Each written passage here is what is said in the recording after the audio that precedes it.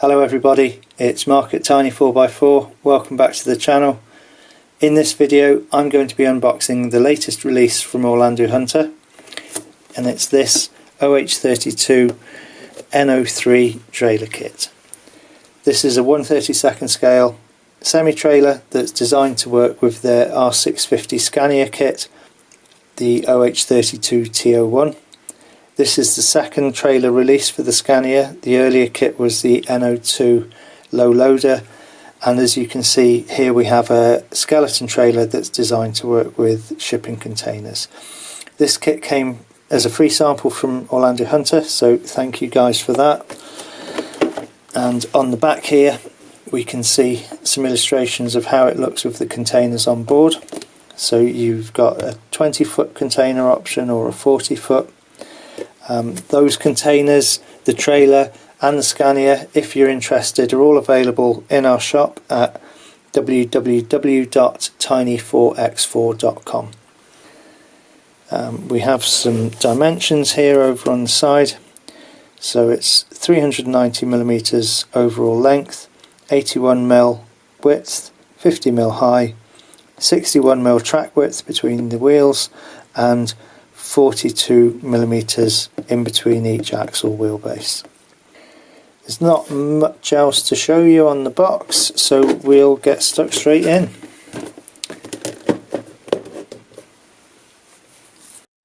So here we go.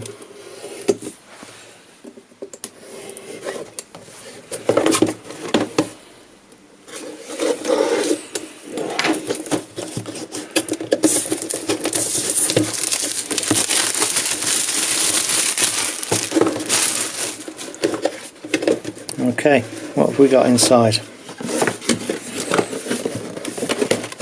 Oops, that back.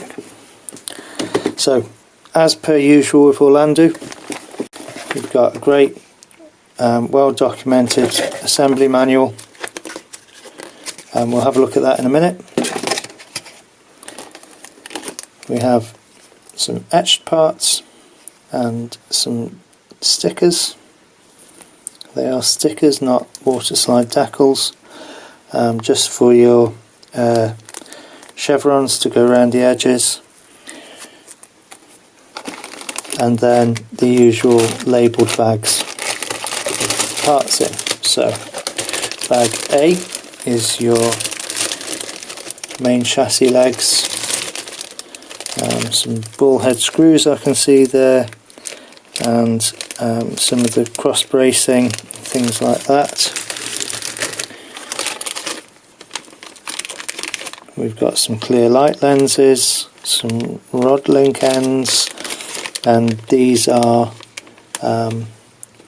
the legs for when the trailer's parked. Bag C is some U-bolts and some stub axles. Looks like we've got some air tanks and things in there. Probably fake suspension parts there. The suspension will work, but it's not full on air suspension. Some mud guards, fenders, whatever you want to call them. And gone out of order, that was bag E, this is bag D. These are shock absorber units that need assembling, and then finally your wheels and tyres already put together, and wheel hubs to go on the inside of the wheel because it's a 10 bolt, genuine 10 bolt fixture, and these things in behind are the hub covers to go on the outside of the wheel. And then, as always, a little bag of screws and hardware and basic tools to put the thing together. So there we go.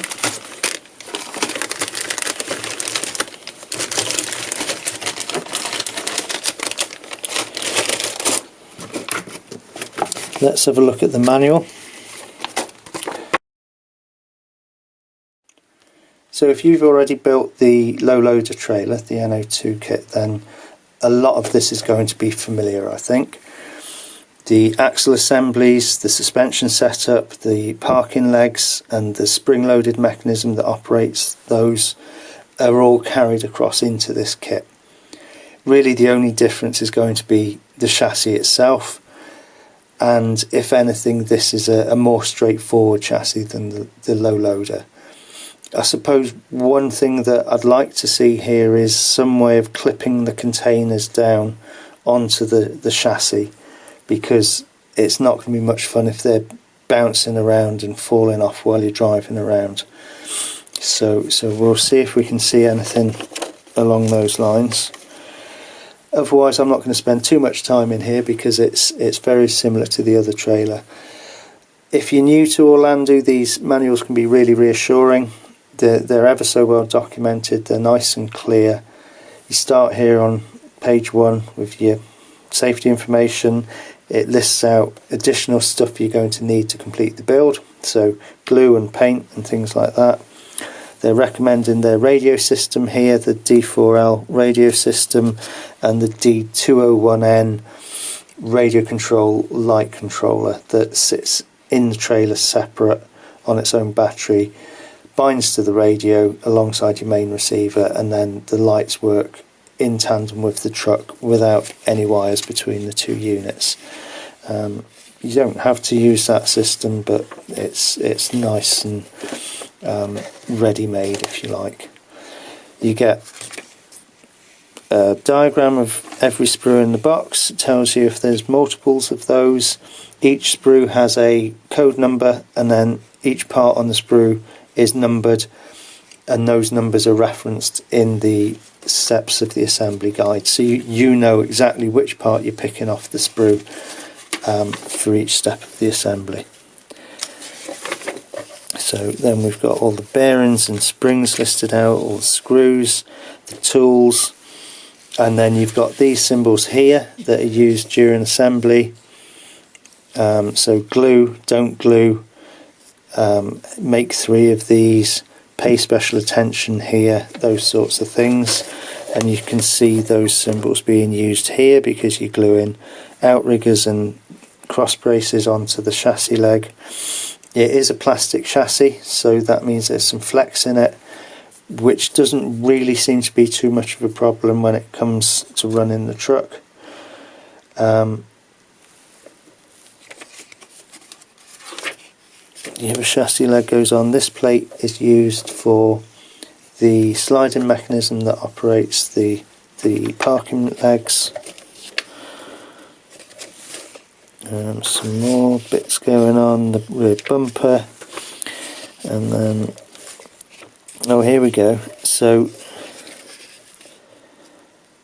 these look like catches. Yeah, catches on the end of every outrigger. So there's a sort of rectangular part that will lock into the container and a little lever on the underside. It's telling you not to gum them up with glue. And here we go, like so it rotates through 90 degrees and it also lifts and drops by the looks of it. That's nice. And then there's more of them going on here.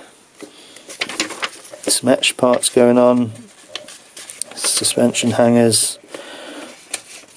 Oh, and with the lights, if you've not done an Orlandoo before, then they use SMD surface mount LEDs, which don't come in the box, but if you buy their radio system you get a handful in with that, or you might want to buy pre-wired ones from somewhere on the internet. If you're doing that, you need 1206 size surface mount LEDs, and then they'll sit nicely into the moulded holders in the light unit. It looks like you can put LEDs into the side marker lights as well, which is nice, and you've got clear lenses on those as well, so that's good news. And right, so here's the start of the mechanism for the parking legs. So this part slides and is connected with some rod links, and it's telling you here to keep it running smoothly. These are the legs going together. You've got a lever that is sprung loaded with a compression spring there, an extension spring there, and then the foot will spring up and down. And you're making up the rod links here, the legs go on, the rod links go on and attached to that sliding part, and then as the truck backs up to the trailer it knocks the catch and the legs pop up automatically, which is really nice, really nice little feature. I think it's these sort of attention to detail things that really Orlandoo really excel at. So here we go, suspension, axle's gone on, mudguard's gone on, 10-bolt hubs, super realistic, rubber mud flaps, that's a nice touch, wheels go on, 10 little tiny nuts on each wheel, 60 of those to do it, so much fun. Spare wheels, that's great. And then we can see how the trailer's going to look with the containers loaded. And oh, here we go, here's some detail on those little catches. So they drop down, you raise them, rotate the slider, clamp the slider, swivel latch, locking, fastening. So yes, you've got this little profiled cutout on the underside of the outrigger that allows that latch to lock into place, so that's actually really quite nice. And that's the end of the manual. So that just about wraps up this video, but before I go I just wanted to have a look at those little lever mechanisms that we saw in the manual that lock the containers onto the trailer.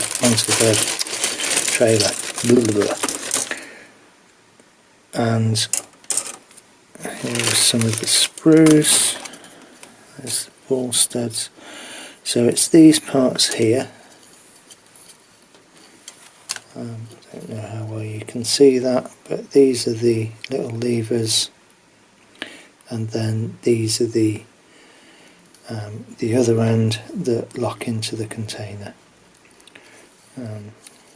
Just thought that was worth a closer look. And then here you have the place in the outriggers where those locking mechanisms sit, and it's difficult to tell. It's going to be interesting putting that together and just seeing exactly how it does, how secure it is when it locks into place. Okay, well, thank you for watching if you got this far, and if you found the video useful, if you enjoyed it, hit the like button and subscribe, and I'll see you next time.